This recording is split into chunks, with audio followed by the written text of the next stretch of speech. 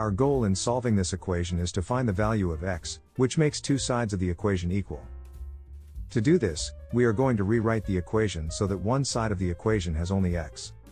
So, let's first eliminate 5.4x on the right side of the equation by subtracting 5.4x. Here, it is important to treat both sides of the equation equally. So, when we subtract a number from one side of the equation, we must subtract the same number from the other side of the equation. After subtracting 5.4x, the left side of the equation is simplified to 2.4x plus 4. Then, the right side of the equation can be simplified to minus 8. Next, we are going to eliminate 4 on the left side of the equation. To do this, let's subtract 4 from both sides of the equation. After subtracting 4, the left side of the equation is simplified to 2.4x. Then, let's simplify the right side of the equation. Minus 8 minus 4 is minus 12. We now have a new equation, 2.4x equals minus 12.